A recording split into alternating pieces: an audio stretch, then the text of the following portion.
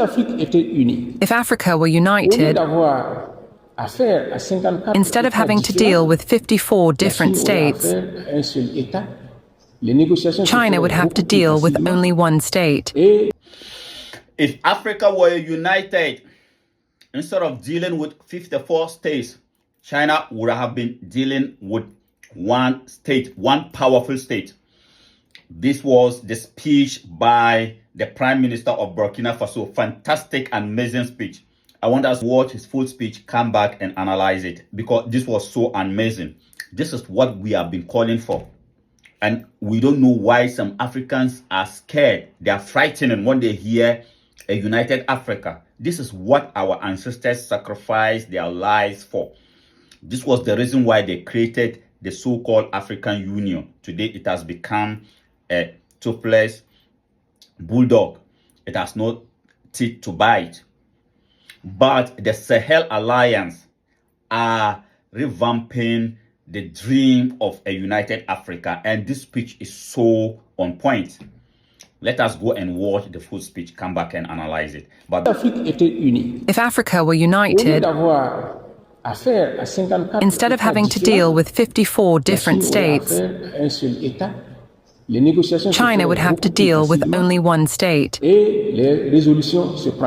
Negotiations would be much easier, and resolutions would be made much faster. In addition, if Africa develops, Africans will have more purchasing power. They will be able to trade much more with China, and exchanges will multiply. So our interests are shared. As much as Africa needs China to develop, China needs Africa to develop as well, because with exchanges, there is an effect of stimulation. So now, Mr. Head of State and Government, I would like to tell you that perspectives depend on us, and first of all, depend on a political will. So I would like us to examine this carefully and to take into account that we must first and foremost free ourselves from all controls, orient ourselves towards ourselves so that all harmonious and sustainable development can take. So after watching this, please tell me, what is stopping the African leaders from uniting the continent of Africa? What are their fears? Because united as they say we stand, divided we fall. And the colonial criminals knew what they were doing when they went to Berlin and divided the continent of Africa among themselves. The reason or the intention was to keep the African race, the continent of Africa, at the bottom of the human race. Today we are waking up. But what is stopping our leaders from realizing that a united continent, a united Africa, is only go a long way to make all of us proud of the continent that we are coming from? Just as the Burkina Prime Minister was talking about. If Africa was united, if we had one military, one president, one currency, we will go into discussion with China from a very strong stand. But because we are divided 54, that is the reason why China will sit down and call all of us to come to China so that they will offer us help.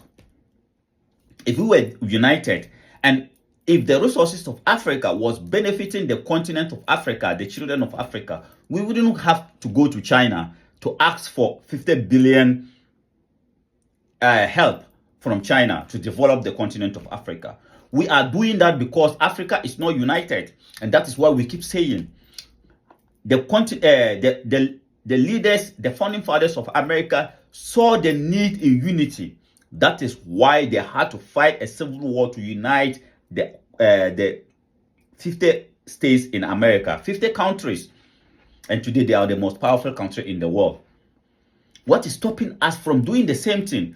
The other day, a Chinese professor was telling we the Africans that we have everything, that we should pick one language and then take that language as our continental language, our official. So now you look at Africa How would an enemy destroy Africa? By dividing the countries, by dividing the tribes, the people, so that they're going to fight each other. Because when they fight each other, it's easy to be taken advantage of. So perhaps until Africa have a unified language, you can each have your own dialect. Just like China has the Shanghainese dialect, they have a Yunnan dialect, they have Cantonese, they have different dialect, and it's fine. But they had a unified language, and that took sacrifice. So now, language, which we have Swahili, because if you're going to talk of Arabic, you say, oh, it's from the North Africans. If you take another language, you say it's from these people. But luckily enough, we have Swahili that does not belong to anybody. The last time President Museveni was talking about that. One good thing about Africa is that we have a language that does not belong to anybody. So we can use that, and nobody cannot claim that they are the origin of that particular language, because it belongs to nobody. It is an invented language. And then we all know we are masters of invention when it comes to language. We went to Jamaica, we created patois. In Africa, we created Swahili. Swahili belongs to nobody. We can use that. What is stopping us when we know today that the only way we can stand the rest of the world, the only way we can be relevant is to unite the continent of Africa. If you are a president of any country in Africa, a united Africa can only make you strong and your people better. So what is stopping us, just as the Burkina Faso Prime Minister is talking about? What is stopping us? Until we unite the continent of Africa, all of us, 200, 300 years from now, when we are long gone, our children will continue to be languishing at the bottom of the human race. That is why we are here in One Africa Mission. And then we are urging you to support our mission. It is very difficult because it is not easy to travel. Imagine to travel from one country in Africa to another country. It is so difficult. From getting visa, even flight is so difficult. It's so expensive. But we are determined to do that. Please support our mission. We don't mission, so that together we all bring our energies together to fight for this united Africa, because that is the only way that can gain back our dignity as children of Africa. But we need to prepare the minds of the African to realize that it is only to put pressure on their leaders to realize that it is only unity that can give us back our dignity. How can a continent with all the resources we all know, me and you know, that we have a continent that got all the resources, and yet we are languishing at the bottom of the human race? Why? Congo alone, as we know, the dam in Congo can provide the entire continent of Africa electricity, yet Congo doesn't have electricity.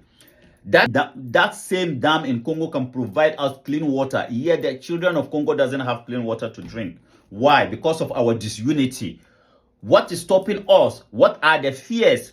Some people will come out and be telling you that we are different, we have different languages, we are different tribes, different culture. But these same different tribes and different cultures are able to live in one country called South Africa. These same different tribes and different languages are able to live in a country called Mozambique. These same different tribes and different cultures, different languages are able to live in a country called Ethiopia. These same different tribes and different languages are able to live in a country called Ghana.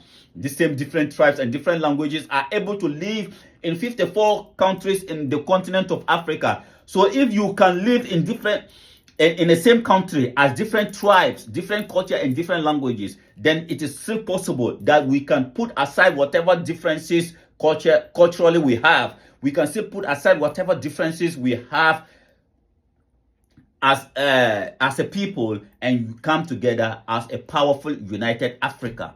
Because if we come together, we will be a force to reckon in the geopolitics of this planet Earth. We have what it takes to do that. The only thing that is stopping us from becoming the most powerful continent or country in the world is our disunity.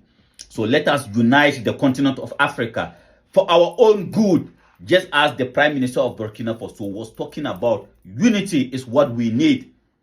We must unite now. We must have one army. We must have one currency. We must have one foreign policy. We must be united. I thank you very much for coming around. Please, if you appreciate what we are doing, don't hesitate to follow us on Facebook, on YouTube, and on TikTok. Together, me and you, it is our obligation, it is our duty to handle a better Africa for the next generation of Africans. Thank you very much for coming around.